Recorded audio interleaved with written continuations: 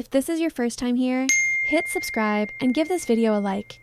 It really helps us bring more intense, real-life stories to you. It was supposed to be just one last goodbye gift. I didn't think it was wrong, just a little secret thrill. I shared with friends how my ex had begged for one last night before I got engaged. I laughed, said it didn't mean anything, and then I saw my fiancé's face go pale. That same night, instead of wedding plans, I was handed legal papers that ended it all. Planning the wedding should have been exciting, but instead, I felt restless.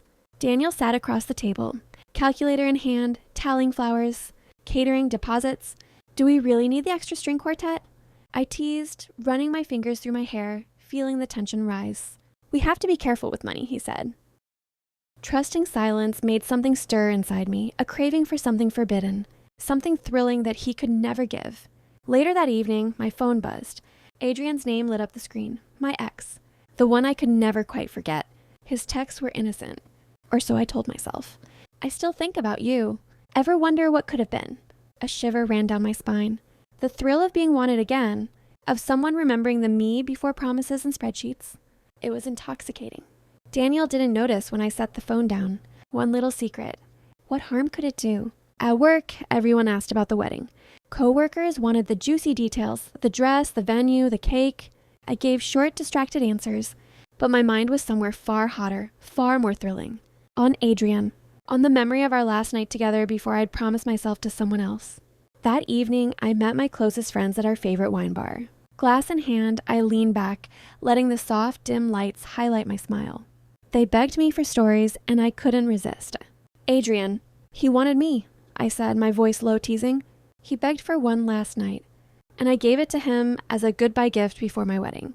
The gasps, the laughter, the wide-eyed disbelief, it all made my pulse race.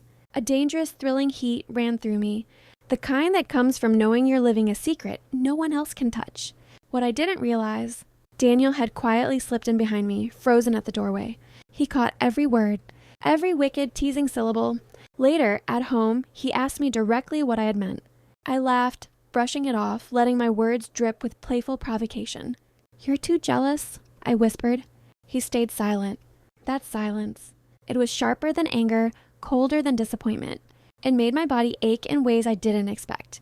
That calm, controlled demeanor, the trust I had been taking for granted, made me want to push further, to test boundaries, to play with fire. But little did I know, Daniel was already gathering the pieces of my secret. He had accessed our shared tablet, found every deleted message, every suggestive memory I thought was hidden. The next weekend, we were at a small family dinner. I dressed carefully, my outfit hugging my curves just enough to feel confident, irresistible. I wanted to remind everyone why Daniel had chosen me, why he had loved me. My pulse thrummed with excitement and nerves. As we sat around the table, conversation inevitably turned to the wedding. His mother asked if I was nervous. I smiled, letting my eyes linger on Daniel just a moment longer than necessary. "Not at all," I said, my voice smooth, teasing. Men never really let go. Some still call years later, asking for one last chance. Forks froze midair. His father's glare pierced me. My mother tried to defend me, her voice sharp, but my sister's muttered words cut deep. "You're humiliating yourself," she hissed. I smirked, leaning back slightly, letting the tension ripple through the room. The thrill of danger, of knowing I was walking a tightrope between desire and destruction, made my pulse race. Every eye on me, every gasp fueled a wicked excitement that was impossible to ignore. Then the message came. Screenshots. My bragging at the wine bar had spread. Among our friends, my stomach flipped. I glanced at Daniel, calm, collected. His steady gaze told me he had already seen everything. Every naughty, teasing, reckless word. That night at home, he didn't yell. He didn't even raise his voice. He simply placed a folder in front of me. Inside were printed screenshots of my chats with Adrian, copies of group messages where I had boasted, even photos from the wine bar. My throat went dry. My body, still humming from the adrenaline, now trembled with fear. I tried to explain, tried to spin my words with charm and subtle seduction, but nothing worked. Daniel's silence was more powerful than any anger. That night, I sat at the kitchen table, my heart pounding, the folder of evidence before me. Every screenshot, every message, every careless brag at the wine bar, it was all laid bare. My hands shook, a mixture of fear, excitement, and something darker I couldn't name. I tried to explain, to charm, even to tease. It was just jokes. Nothing serious, I whispered, leaning forward, letting my fingers brush across the table, hoping the touch would remind him of us, of desire, of what we shared. Daniel didn't flinch, didn't argue. Calm and deliberate, he slid another document across the table. The official cancellation notice for our wedding. My stomach dropped. The thrill I had chased, the dangerous dance I had played, had cost me everything. My pulse raced, my body still tingling from the adrenaline, but now mingled with shame, fear, and a shocking emptiness. Later, we met at a small cafe, private, secluded, somewhere no one could watch.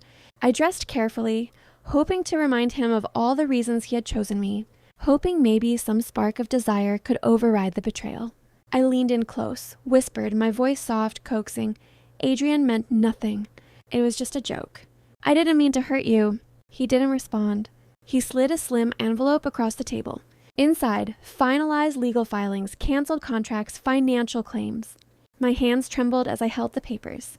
My reckless indulgence, my flirting with danger, had destroyed the life I thought I controlled. Daniel walked away calm, collected, leaving me with nothing but a folder and the echo of my own forbidden desires.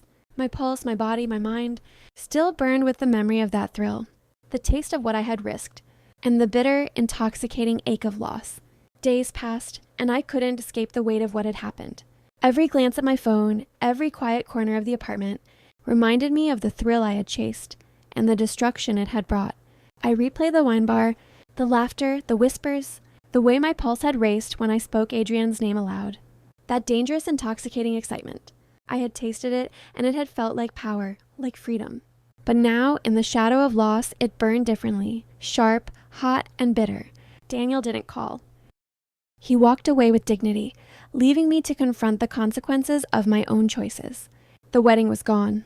The trust, the intimacy, the connection we had built, gone, and yet, somewhere deep inside, I still craved the forbidden thrill, still felt that shiver of excitement whenever I thought of Adrian.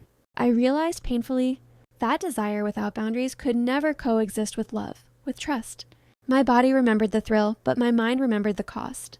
And that bitter, heady mix of longing and regret, it would haunt me for a long time. So here I am, left with the echo of my own reckless choices, left with memories that sting and burn, and the reminder that some pleasures, no matter how intoxicating, can never be worth losing everything. Tell me, what would you have done if temptation whispered in your ear, promising something forbidden, thrilling and dangerous? Hit like, subscribe, and turn on the bell so you don't miss the next story.